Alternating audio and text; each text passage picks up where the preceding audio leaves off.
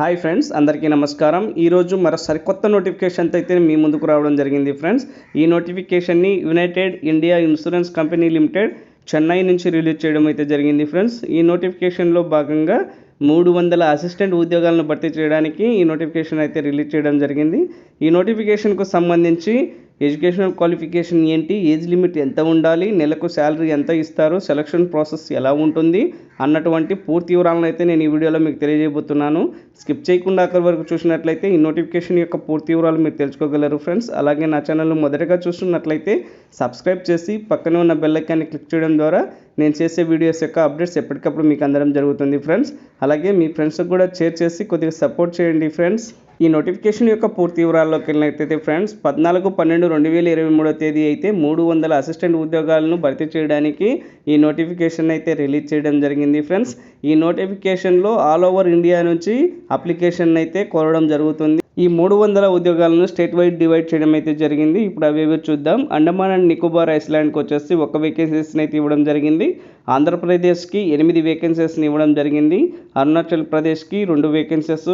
State wise అయితే వేకెన్సీస్ని divide చేయడం జరిగింది. అండమాన్ అండ్ నికోబార్ ఐస్లాండ్కి 1 వేకెన్సీస్ని కేటాయించారు. ఆంధ్రప్రదేశ్ విషయానికి వచ్చినట్లయితే ఓన్లీ 8 వేకెన్సీస్ మాత్రమే వీరు కేటాయించడం జరిగింది ఫ్రెండ్స్. అలాగే హిమాచల్ ప్రదేశ్కి 1 వేకెన్సీ, హర్యానాకి 2, గుజరాత్కి 5, గోవాకు 2, జమ్మూ అండ్ కాశ్మీర్కి 4 వేకెన్సీస్, జార్ఖండ్కి 2, కర్ణాటక స్టేట్కి వచ్చేసి 32 వేకెన్సీస్ కేటాయించారు. కేరళ స్టేట్కి 30 వేకెన్సీస్ కేటాయించడం జరిగింది. లడఖ్కు 1, మధ్యప్రదేశ్ స్టేట్కి వచ్చేసి 10 వేకెన్సీస్ కేటాయించారు. మహారాష్ట్రకి 23 వేకెన్సీస్, మణిపూర్కు 1, మేఘాలయకు 2, ఒడిశాకి 7, పాండిచేరి 6, పంజాబ్ 8, రాజస్థాన్కు 21 వేకెన్సీస్, సిక్కింకి 1, తమిళనాడుకు ఎక్కువగా కేటాయించడం జరిగింది. 78 వేకెన్సీస్ని అయితే కేటాయించారు. తెలంగాణకు వచ్చేసి 3 వేకెన్సీస్ మాత్రమే కేటాయించారు.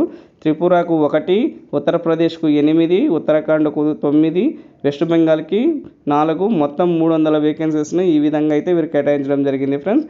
ఈ ఉద్యోగాలకు అర్హత సాధించిన అభ్యర్థులకు 22,405 రూపాయల నుంచి 62,265 రూపాయల వరకు మంచి శాలరీని అయితే పే చేయడం జరుగుతుందని అయితే తెలియజేయడం జరిగింది ఫ్రెండ్స్. ఎడ్యుకేషనల్ క్వాలిఫికేషన్ విషయానికి వచ్చినట్లయితే గ్రాడ్యుయేషన్లో ఉత్తీర్ణత సాధించి ఉండాలని అయితే తెలియజేయడం జరిగింది.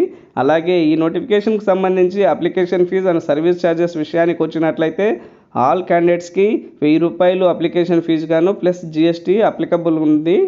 అలాగే SC ST క్యాండిడేట్స్కి వచ్చేసి 250 రూపీస్ అప్లికేషన్ ఫీజుతో పాటు ప్లస్ GSTతో కలిపి అప్లికేషన్ ఫీ అయితే పే చేయాల్సి ఉంటుందని నోటిఫికేషన్లో క్లుప్తంగా తెలియజేయడం జరిగింది ఫ్రెండ్స్. ఈ నోటిఫికేషన్కు సంబంధించి ఇంపార్టెంట్ డేట్స్ విషయానికి వచ్చినట్లయితే ఆన్లైన్ రిజిస్ట్రేషన్ డేట్ వచ్చేసి 16 డిసెంబర్ 2023 తేదీ నుంచి అఫీషియల్ వెబ్సైట్లో అప్లికేషన్ రిజిస్ట్రేషన్ ప్రక్రియ కొనసాగుతూ ఉంది. అప్లై చేసుకోవచ్చు. Last date of the application వచ్చేసి 6th జనవరి 2024గా ఇవ్వడం అయితే జరిగింది ఫ్రెండ్స్. హాల్ టికెట్ డౌన్లోడ్ని వచ్చేసి ఎగ్జామినేషన్కి 10 రోజుల ముందు హాల్ టికెట్ని అయితే డౌన్లోడ్ చేసుకోవచ్చు అని అయితే తెలియజేయడం జరిగింది. ఇంకొక విషయం ఏంటంటే అభ్యర్థులు 6th జనవరి 2024 తర్వాత అప్లికేషన్స్ని వీళ్ళు రిజెక్ట్ చేయబడతాయని అయితే నోటిఫికేషన్లో క్లుప్తంగా తెలియజేశారు. బిఫోర్ 6th జనవరి 2024 లోపు అప్లికేషన్లను అయితే సబ్మిట్ చేయాల్సి ఉంటుంది. ఏజ్ లిమిట్ విషయానికి వచ్చినట్లయితే 21 సంవత్సరాల నుంచి 30 సంవత్సరాల మధ్య ఉన్నటువంటి యువతీ యువకులు ఎవరైనా ఈ ఉద్యోగాలకు అప్లై చేసుకోవచ్చు. అలాగే దీనిలో ఏజ్ రిలాక్సేషన్ కూడా కల్పించడం జరిగింది. SC ST షెడ్యూల్ కులాలకి 5 సంవత్సరాలు గాను, other backward class OBC category అభ్యర్థులకు 3 సంవత్సరాలు, PWBD క్యాండిడేట్స్కి 10 సంవత్సరాలు, అలాగే మిగతా కేటగిరీస్ వారి కేటగిరీస్ వైజ్ అయితే ఏజ్ రిలాక్సేషన్ కల్పించడం జరిగింది. సెలక్షన్ ప్రాసెస్ విషయానికి వచ్చినట్లయితే ఆబ్జెక్టివ్ విధానం ద్వారా ఎగ్జామ్ని అయితే కండక్ట్ చేయడం జరుగుతుంది ఫ్రెండ్స్. మొత్తం 200 క్వశ్చన్స్ని 250 మార్క్స్కు 120 మినిట్స్ టైంతో వీరు ఎగ్జామ్ని అయితే కండక్ట్ చేస్తారు. ఏ టాపిక్ నుంచి వారు ఎన్ని క్వశ్చన్స్ అడుగుతారన్న విషయాలు చూసినట్లయితే రీజనింగ్ నుంచి 40 క్వశ్చన్స్ని 50 మార్కులకు అడగడం జరుగుతుంది. ఇంగ్లీష్ లాంగ్వేజ్ నుంచి 40 క్వశ్చన్స్ని 50 మార్కులకు అడగడం జరుగుతుంది. న్యూమరికల్ అబిలిటీ నుంచి 40 క్వశ్చన్స్ని 50 మార్కులకు అడగడం జరుగుతుంది. జనరల్ నాలెడ్జ్ అండ్ అవేర్నెస్ నుంచి 40 క్వశ్చన్స్ని 50 మార్కులకు అడగడం జరుగుతుంది. ఇలా మొత్తం 200 క్వశ్చన్స్కి 250 మార్కులకు అడగడం అయితే జరుగుతుందని తెలియజేశారు ఫ్రెండ్స్. అప్లికేషన్ ప్రాసెస్ విషయానికి వచ్చినట్లయితే క్యాండిడేట్ ఫస్ట్ నోటిఫికేషన్ని లోని గైడ్లైన్స్ని పూర్తిగా చదివి అర్థం చేసుకొని తర్వాత అప్లికేషన్ రిజిస్ట్రేషన్ అయితే చేసుకోవాల్సి ఉంటుంది.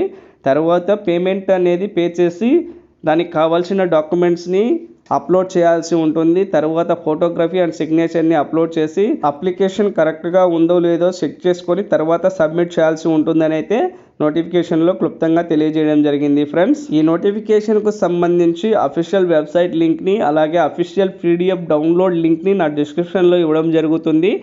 అప్లై చేసే ముందు అభ్యర్థులు నా డిస్క్రిప్షన్లోని అఫీషియల్ నోటిఫికేషన్ని డౌన్లోడ్ చేసుకొని పూర్తిగా చదివి అర్థం చేసుకొని అప్లై చేయడం మంచిదని అయితే వీరు తెలియజేయడం జరిగింది friends. Thank you for watching.